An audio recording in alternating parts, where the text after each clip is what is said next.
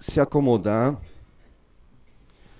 serenar as nossas mentes, deixar bem tranquilo, eliminando as atribulações de hoje, esvaziando elas, para que as novas informações desta palestra de hoje possa ser entendida no fundo do nosso íntimo, para que possamos aprender e conviver uma vida melhor para nós. Que assim seja.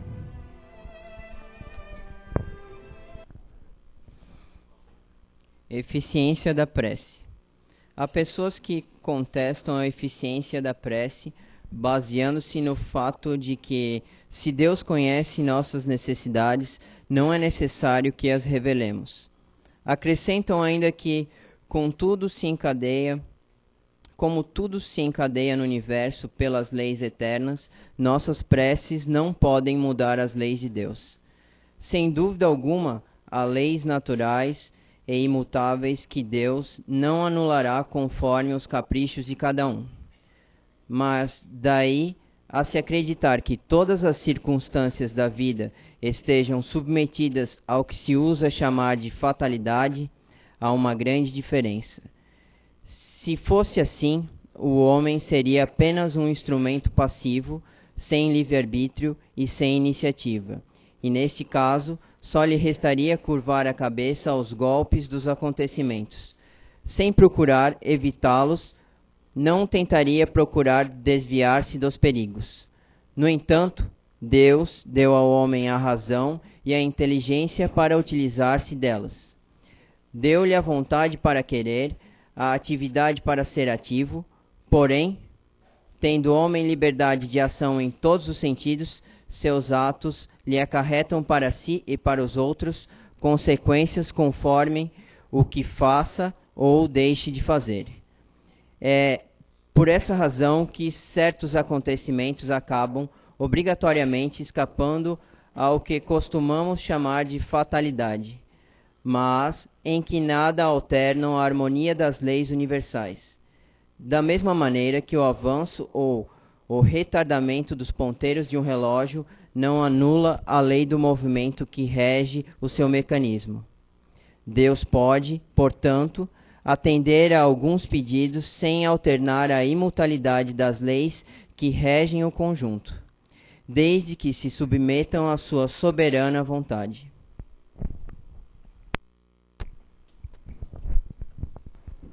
Boa noite. Muito bem-vindos, mais uma palestra. Então, livre-arbítrio. Eu vou ler um pedacinho de um livro que se chama Gênese, que foi uma codificação do Allan Kardec, capítulo 6, versículo 19. O Espírito responde para Kardec mais ou menos assim: livre-arbítrio livre-arbítrio e a consciência não nos é dado sem antes passarmos pela série divinamente fatal dos seres inferiores, entre as quais se elabora lentamente a obra da sua individualidade, até o dia que o espírito toma lugar entre as humanidades. Bem, eu li esse trechinho, mas o que mais me chamou a atenção foi o segundo. Eu não trouxe aqui ele escrito, mas eu vou falar pelas minhas palavras. O espírito, numa linguagem um pouco mais culta, ele nos diz assim, que ele temia em estar falando com Allan Kardec porque ele temia por conclusões precipitadas ou conceitos fechados, que Kardec fosse fechar um conceito sobre isso.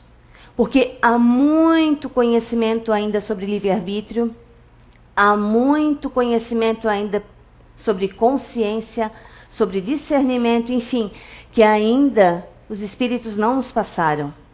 Então aquilo está incompleto, compreendem? Nós não podemos ainda fechar um conceito. Mas pelo que a gente pode tentar entender o que o Espírito quis nos dizer, é que a gente passou por várias etapas, já fomos animais, por exemplo. E nessa situação não tínhamos o livre-arbítrio, apenas o instinto nos comandava. E acertávamos muito, porque o instinto, ele é, de uma certa forma, uma inteligência, né? Depois, quando viemos para o corpo de carne de ser humano, então nos é dado, aos pouquinhos, lentamente, a condição do livre-arbítrio, conforme nossa consciência vai despertando. Porque a gente é um ser evolutivo, não somos hoje o que vamos ser amanhã. A gente vai crescendo a cada dia, aprendendo, pensando diferente, mudando conceitos, assim deve ser pelo menos, né? Não devemos estacionar.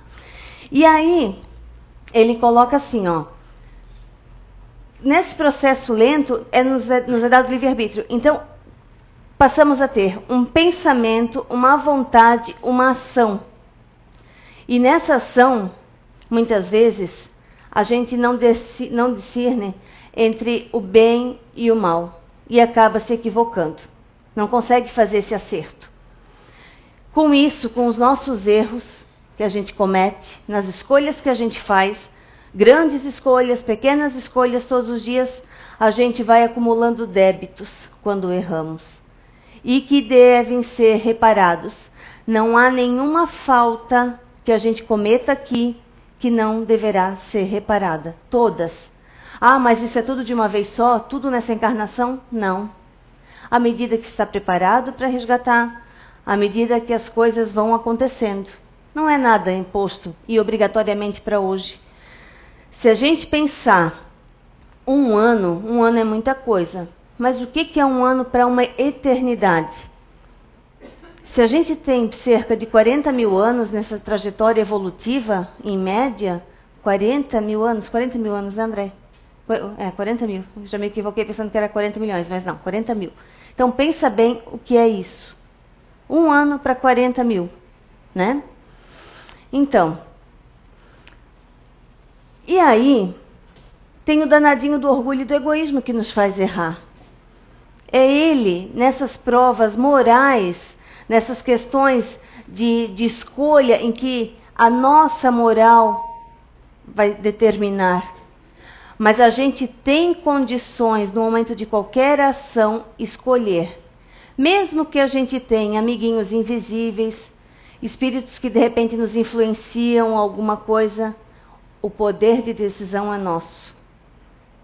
Nunca podemos culpar o espírito que está nos acompanhando, de repente, nos inspirando alguma coisa não muito boa. Porque a gente pode ceder ou resistir àquela ação. Enfim. E todas as leis naturais, como no caso do livre-arbítrio, eu já tinha colocado, existe a lei da ação e reação, de causa e efeito. Essa lei, ela não é uma lei punitiva, não é uma lei no sentido de punir o pecador, digamos assim, mas sim de educar. Porque, veja bem, a partir do momento que eu queimo o meu dedo numa vela, eu me educo, por ter sentido a dor, de que eu não devo mais fazer aquilo. Eu vou ter receio ao me aproximar de uma vela, vou ter mais cuidado. A mesma coisa. A partir do momento que eu cometo alguma coisa, que isso vem de volta para mim como lei de ação e reação, eu consigo criar mais experiência quanto àquilo e não errar mais. Dentro desse estudo de livre-arbítrio, porque não é a primeira que eu dou, não sei porquê, mas já façam de 3, mas sempre com algum outro item junto. O que mais me despertou nesse último mês de estudo, e também por conta de, na última psicografia, meu primo ter vindo aqui se manifestar com o nome dele, foi a questão da consciência.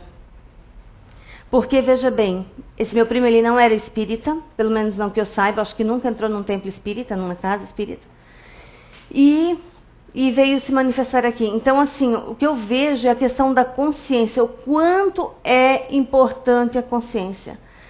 Embora a gente leia, embora a gente estude, a gente ouça aqui em palestras, em curso, enfim, a gente não tem a dimensão. É aquilo que eu falei, eu não sou mais a mesma Vanderleia de um mês atrás. Essa questão da consciência mexeu tanto comigo do seguinte, porque eu não... Na minha ignorância, mas uma questão não é de ignorância, mas é só um surto, assim, que pensei, mas ele não vai vir aqui. sabe? Então, é uma questão de mudança de pensamento. E assim, com relação à consciência, se eu for analisar que os dois aqui, eles têm uma individualidade, que eles têm um grau de consciência que ainda não está despertado, que ele já despertou para alguma coisa, ele ainda não, mas ele vai despertar. Isso me impede, gente, de julgar quem quer que seja. Esse foi o meu maior aprendizado desse estudo dessa vez. Porque, querendo ou não, a gente sempre está fazendo um julgamentozinho, a gente se combate, é claro, mas a gente nunca deixa de aprender. Então, essa questão da consciência, volto a repetir, me tornou muito claro. Eu tenho certeza que isso ainda vai melhorar, né? Esses meus pensamentos, essa minha conexão que eu fiz, mas realmente o grau de consciência de cada um não nos impede, melhor dizendo, ele nos impede, a partir do momento que a gente sabe que cada um tem um grau de consciência, está despertado para algumas coisas e para outras ainda não, de não julgarmos. Concluindo assim, vamos exemplificar uma situação. Vocês já viram nas tribos indígenas algum caso de síndrome de Down? Vocês já viram algum índiozinho com um dedinho a mais, um bracinho a mais do que os dois que normalmente têm? Alguém já viu? Algum índiozinho? Por que será? Alguém sabe? Então, para vocês saberem, os índios, a maioria das tribos indígenas, acredito que todas, por um conceito que eles têm, uma questão cultural, ao nascer um índiozinho dessa forma, eles matam. Eles atiram eles vivos nos rios, eles enterram eles vivos. Não há índio com deficiência. E por que eles fazem isso? Pela questão cultural. Agora vai a Vanderlei atirar a filha dela lá no rio Ribeirão Garcia para ver o que acontece? Vai ser o mesmo julgamento do Papai do Céu? Às vezes vão ser a mesma para a interpretação dessa situação? Não vai. Porque o grau de consciência da tribo indígena é diferente da questão do homem branco, que já está um pouco mais evoluído. O índio entende muito, sim, da natureza, ele tem a sua inteligência, mas a questão é que nós estamos um pouco à frente. Embora façamos ainda coisas piores, né? Mas então, tentem entender com esse exemplo da questão do índio, para vocês perceberem que o grau de consciência é diferente entre nós, entre todos nós aqui. E cada um vai ser cobrado conforme sua consciência despertava e você continuava errando. Como é que é isso? Por exemplo, eu estou cometendo um erro, vamos dizer assim, e que eu percebo que está errado, minha consciência me cobra. Vamos dar exemplo que eu tenho o Lothar é meu namorado, né, para quem não sabe. Então vamos dizer que eu estou tendo um relacionamento com o Jason, um extraconjugal com o Jason. Gente, a minha consciência despertando que isso está errado, eu tenho que parar. Se aquilo me incomoda, aquilo me avisa de alguma maneira, aquilo me tira o sono, mas aí eu faço de tudo para burlar, né? Eu deixo de lado, eu não quero saber. Eu quero saber, o meu orgulho não deixa de admitir que eu estou errado. É nesse momento, aquilo que a consciência de cada um está despertando. Quando eu estava casada, que eu já falei algumas vezes da minha vida aqui, a minha consciência me cobrava, você não ama mais. Você está vivendo por um interesse. Que era a comodidade de estar junto, de não dividir bem material. Você está junto por isso. E eu não queria aceitar. E eu enrolei 2 anos para tomar essa atitude. Então, isso a minha consciência cobrava. Então, é a questão, se eu não tivesse, lá atrás, tido a posição de me separar, então, não estou fazendo apologia para todo mundo se separar aqui, não é isso? Bem pelo contrário, acho que as uniões têm que se fortalecer. Mas quando não há mais amor, o que há é um interesse, que era o meu caso, o interesse de não dividir bem material, de não ter compromisso sozinho com o filho, de dividir responsabilidade, enfim, de tudo isso, a coisa não ia para frente, porque um estava matando o outro. Então, quando tomei por essa atitude, foi difícil? Foi. Não foi fácil? Claro que não foi. Essa casa me sustentou, eu tenho certeza disso, essa espiritualidade, essa fé, mas são 3 anos que eu sou outra pessoa. E estou construindo um novo futuro para mim, que a gente vai chegar lá. Enfim, dentro dessa escolha que a gente faz todos os dias com livre-arbítrio, a gente pode escolher todos os dias, a partir do momento que acorda até o momento que vai dormir, o que eu quero para o café da manhã, se eu quero dizer bom dia para o motorista do ônibus, se eu quero chegar no trabalho e dizer bom dia, como hoje teve um cliente no restaurante, onde eu trabalho lá, que disse que está passando por uma depressão terrível, e ele disse que ele até tem raiva de quem diz bom dia para ele. Olha o estado emocional dessa pessoa. Ele é professor, ele está afastado da atividade. Então, vê bem, o estado... E eu já me encontrei semelhante a isso há 3 anos atrás, em que a vida parecia não ter solução, em que o meu problema era maior do que qualquer um, né? E a gente se engana, e muito, né? Então eu escolho ser bom ou não ser, eu escolho combater minhas más tendências, em combater, né, aquilo que eu tenho vontade de fazer, mas está equivocado. Eu escolho se eu quero cuidar do meu corpo físico ou não. Não estou falando de botox, não estou falando de silicone, estou falando de cuidar do corpo, de higiene pessoal, de se agasalhar se está frio, de ter preocupação consigo mesma, né? Estou falando de alimentação também, e alimentação também do espírito.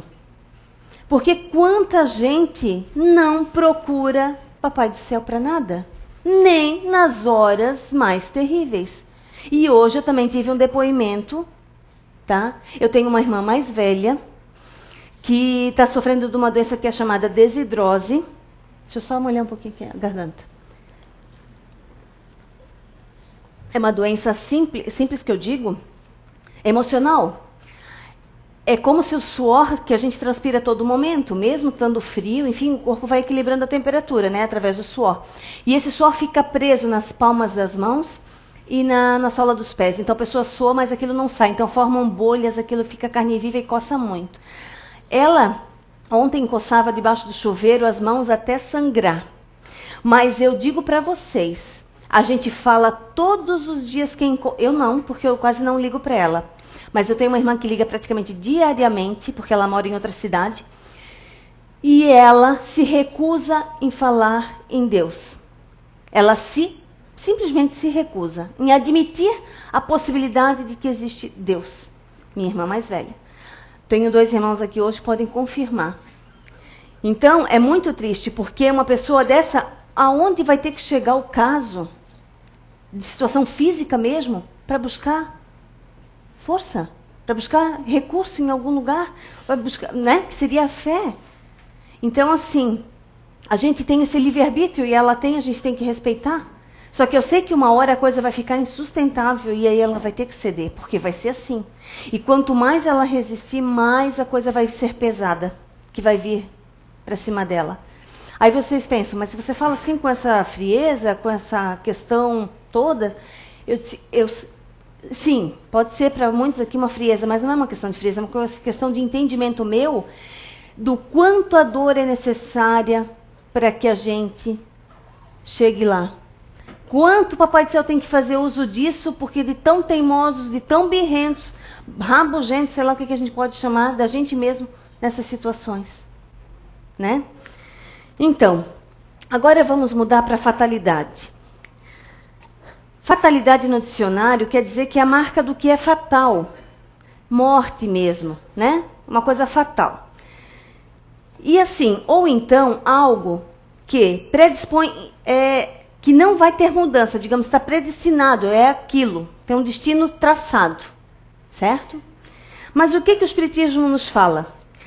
Numa questão do Livro dos Espíritos, Allan Kardec esclarece que, os livros esclarecem para ele que, de fatal, somente mesmo o momento da morte, o momento ali, do desencarne. Isso é fatal, porque do resto, nada se torna fatal.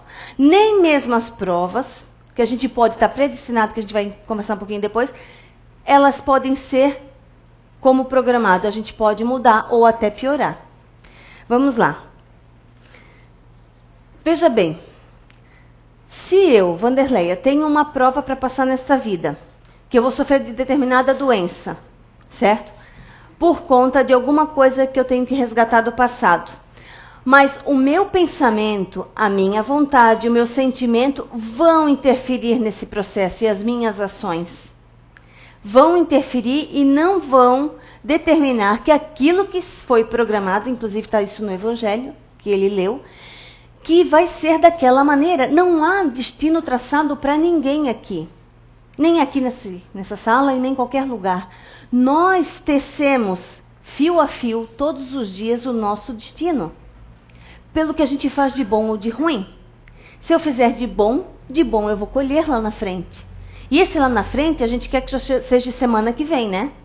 Porque a gente é muito precipitado, muito ansioso. Mas não, pode ser na encarnação futura, aquilo que eu plantar hoje, de bom. E também posso plantar de ruim. Então, vamos ver um exemplo assim.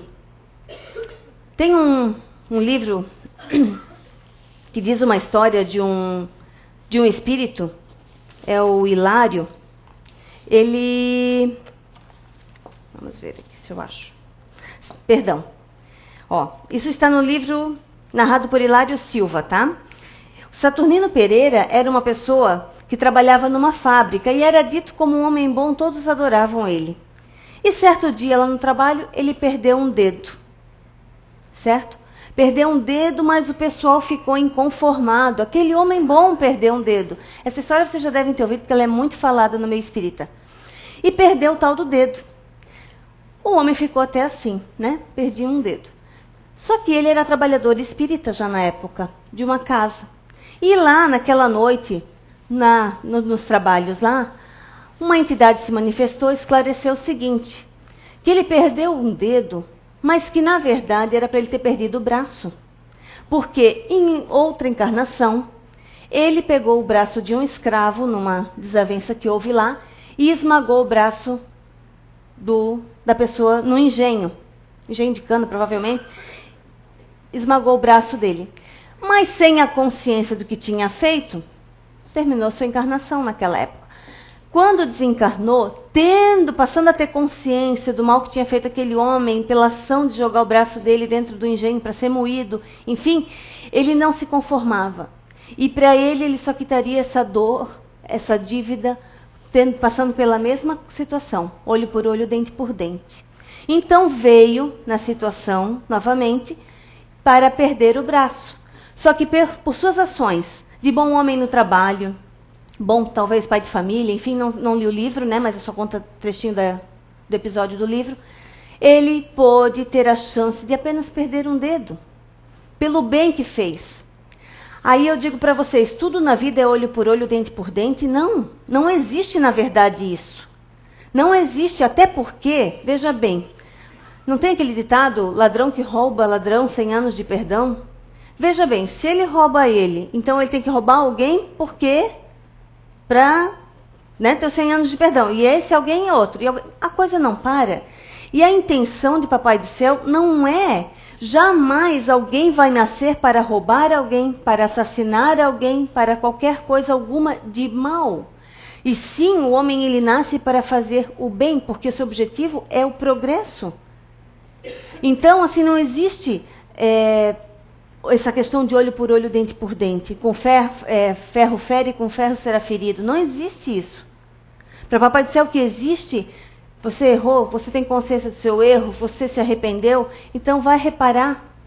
E aí, Chico Xavier já falava em várias frases, que o amor cobre uma multidão de pecados, que o bem que fizeres será teu advogado em toda parte. Então a gente por aí já pode analisar que o negócio realmente é fazer o bem.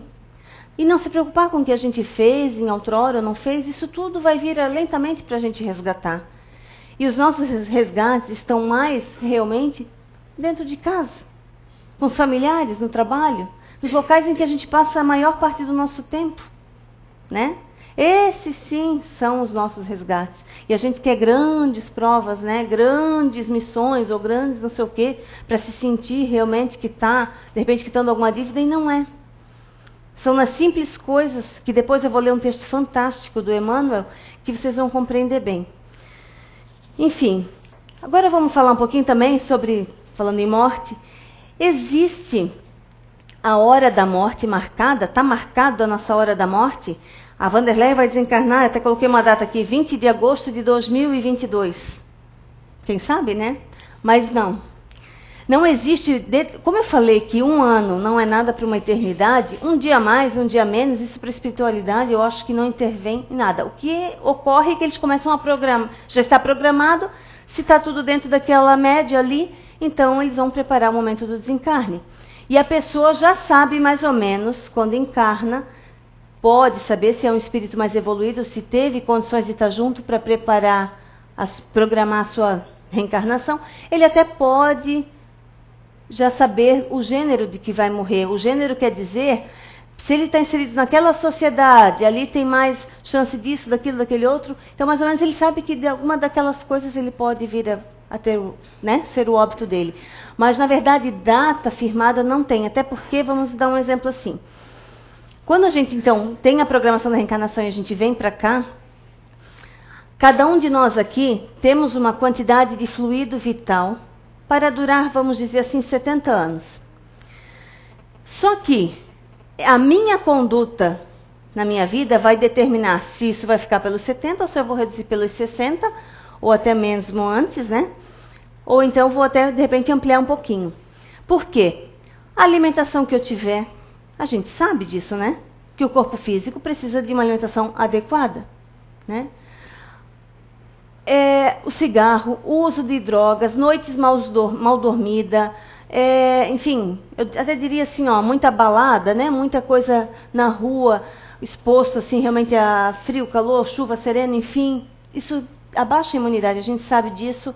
Interferências também com relação à fé, porque a fé alimenta o espírito, não é verdade? Então, pessoas que têm mais fé, elas resistem mais a tudo, elas têm mais força para tudo, isso tudo é influenciado. E aí eu venho a desencarnar naquele momento.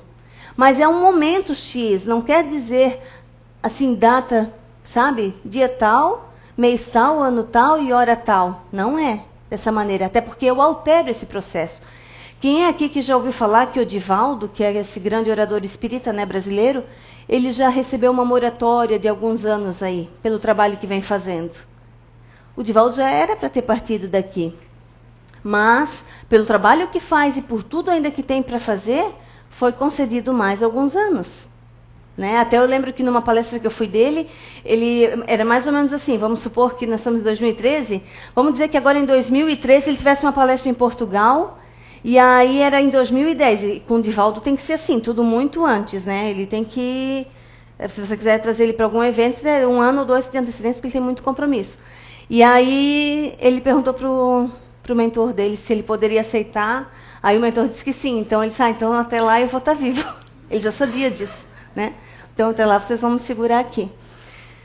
Então não existe a data certa. E um exemplo que eu quero trazer, dentro da minha interpretação, eu acho que se encaixa bem nisso, tá? Que não existe uma data, e sim um momento determinado, e que pode ter uma variação ali de meses, até de anos, mas que para a espiritualidade, se você já fez sua parte aqui, enfim, resgatou o que tinha que resgatar, tudo é aproveitado. Vou dar um exemplo do seguinte, ó. Quem viu aquela psicografia que veio aqui na casa do Flávio Luiz Reichel, para a irmã dele, que é a Kátia, ela era uma ex-voluntária até aqui da casa. Eu só não estou achando onde é que eu escrevi aqui, mas vamos ver aqui. Eu tirei desse livro que o Roberto Carrilho lançou, né, das psicografias da casa, e que diz mais ou menos assim, o trechinho que o Flávio fala. Estava programado a viagem de retorno, do Lauro, do Graciano e a minha. Verificaram nossas fichas e aí aproveitaram também o Jair. Veja bem, aproveitaram também o Jair. Dentro do meu entendimento, se o Jair não estivesse naquele momento naquele carro que pegou de carona, talvez ele estivesse ainda entre nós. Porque, como eu falei, essa questão de 1 ano, 2 anos para a espiritualidade é muito pouco. Né? Então, de repente, ele estaria. Isso é Vanderleia dizendo, tá, gente? É interpretação minha. Mas que aproveitaram também o do Jair. Ele já estava ali, então vamos vir os 4 de volta. Né? E aí ele sofreu um acidente em frente a Albany, e ainda ele termina assim, ó. E aí retornamos e ainda viramos manchete, porque foi uma manchete, né, de jornal, esse acidente onde desencarnaram 4 rapazes, numa reta em frente a Albany, perto de Indaial. Então, é isso que eu quero dizer, não existe uma data. Aí eu estava, agora está Todos os dias a gente escuta rádio lá no trabalho e tem uma senhora aí que é cartomante, enfim, né? E venha resolver seus problemas e não sei o quê.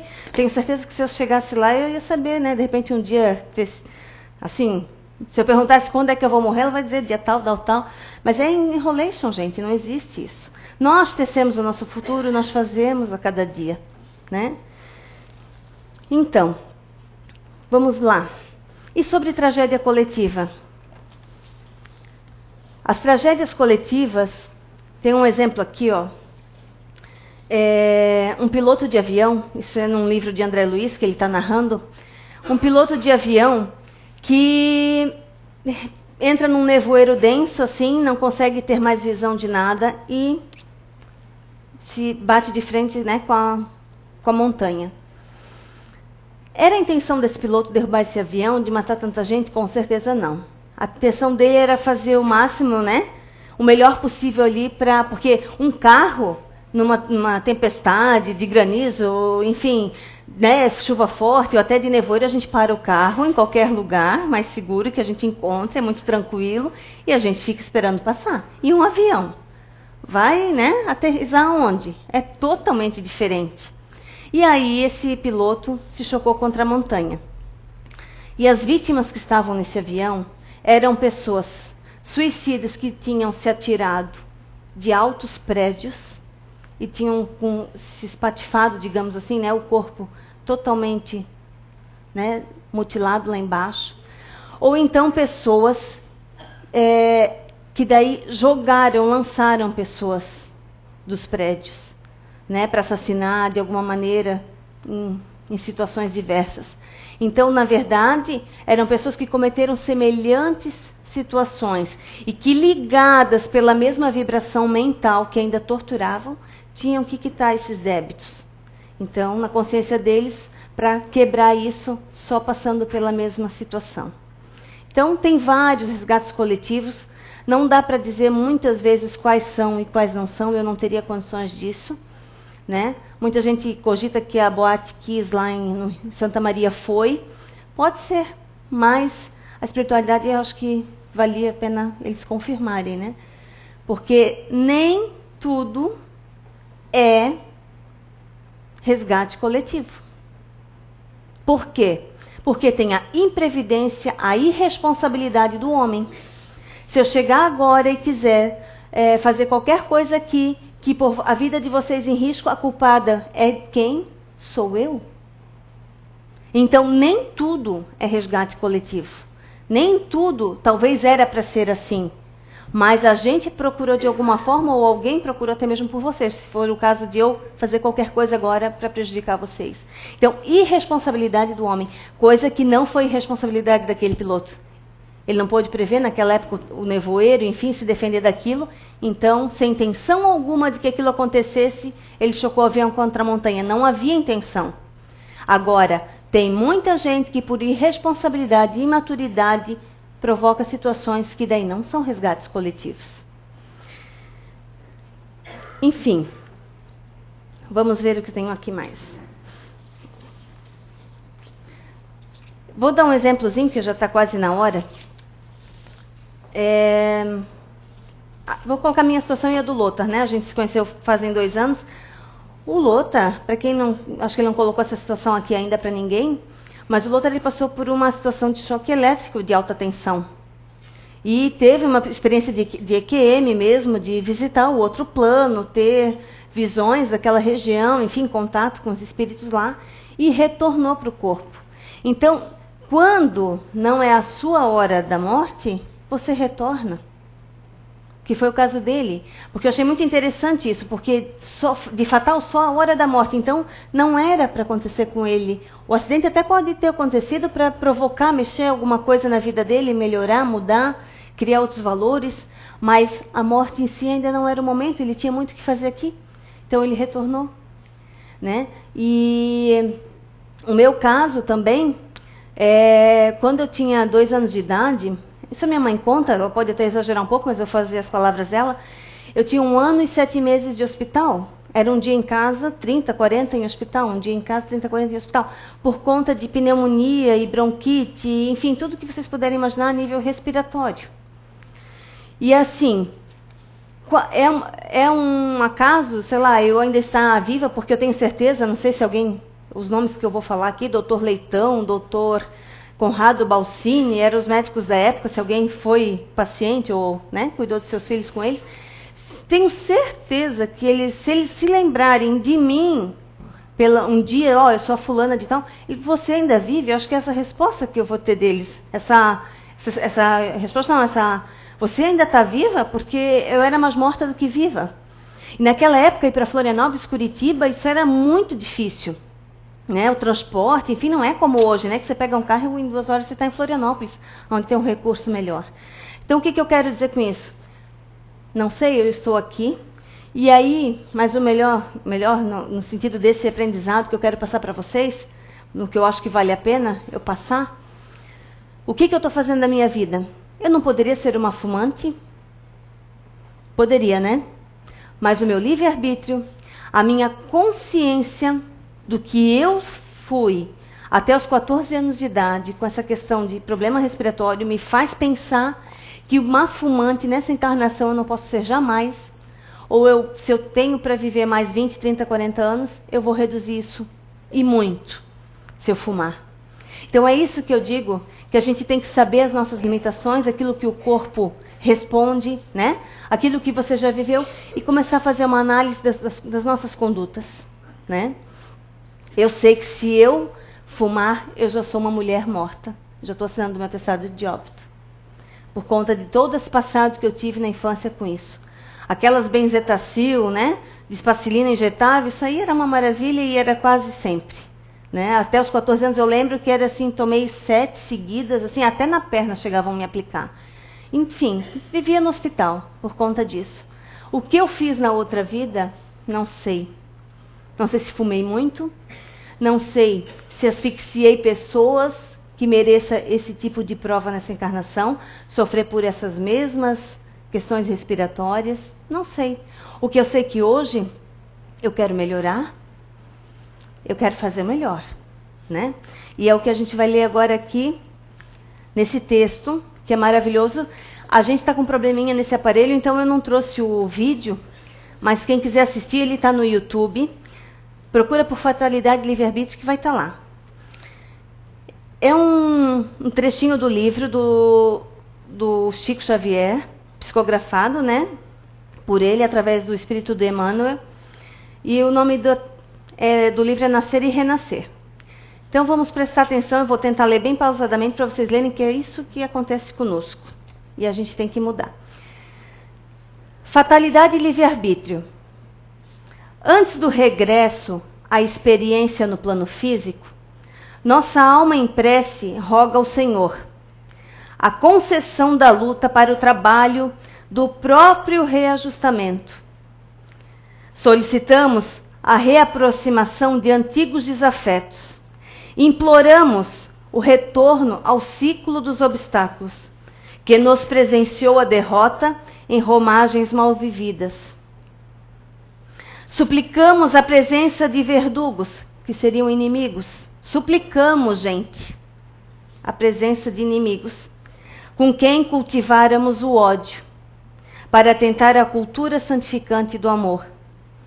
Pedimos que seja levado de novo aos nossos lábios o cálice das provas em que fracassamos, esperando exercitar a fé e a resignação, a paciência e o valor.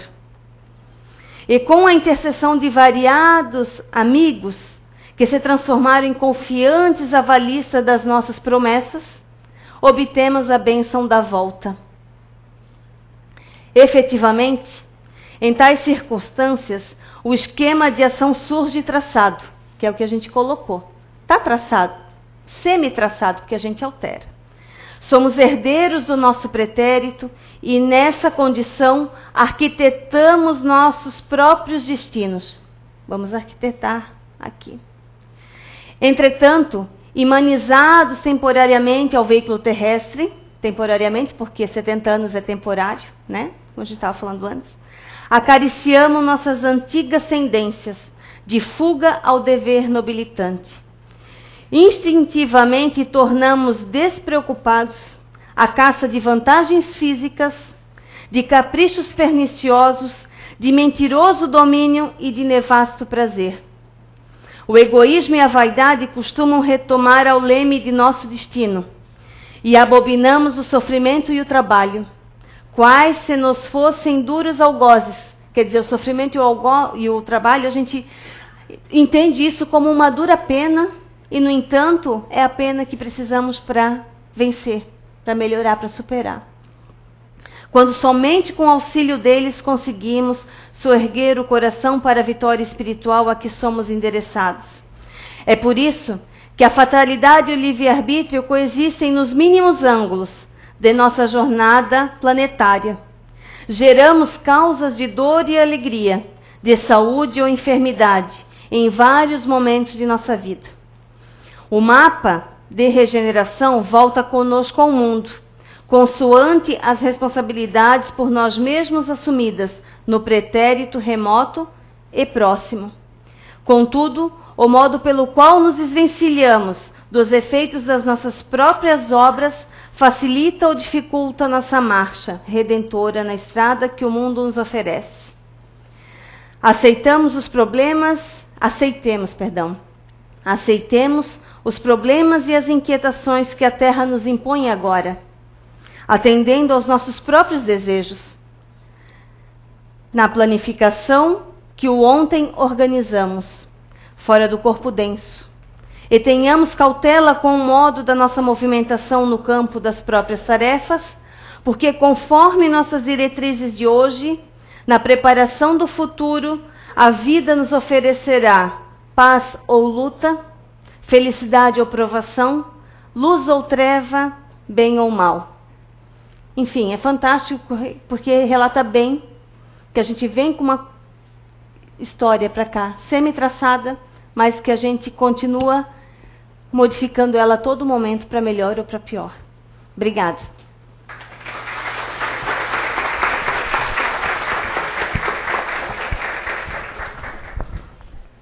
Muito obrigado, Vanderlei, pela maravilhosa palestra. E o livre-arbítrio, ele na verdade ele é um botão vermelho que está escrito Start e que nós acionamos ele todo dia, em qualquer hora, em qualquer circunstância, para fazer o bem ou ter uma fatalidade. Então reflitam bastante do seu dia a dia, o que vocês fazem e o que vão fazer. Agora vamos fazer a oração final e logo em seguida nós vamos tomar o passe. E quem consumiu alguma bebida alcoólica ou alguma droga, pedimos para que deixe as fichas e deixe para a próxima vez, tá? Porque a sala de passe ela é preparada para vocês receberem esse fluido magnético que é o passe. Agora vamos ouvir a oração final com a Vanderlei. Pai de amor, amigos espirituais desta casa, nossos anjos guardiões, obrigado mais uma vez pela oportunidade do estudo, do esclarecimento, que a gente possa ampliar nossa percepção das coisas, que a gente possa se policiar mais nas nossas más tendências e usar melhor o nosso livre-arbítrio, com a finalidade de resgatarmos também com os nossos desafetos, que possamos alimentar somente o amor no coração, o perdão, que possamos, Senhor, nos frear de toda calúnia, de toda difamação que nos vem à mente, em nossos lábios, que possamos, Senhor, realmente ter coragem e vontade de lutar contra o nosso maior inimigo, que é nós mesmos. Assim seja.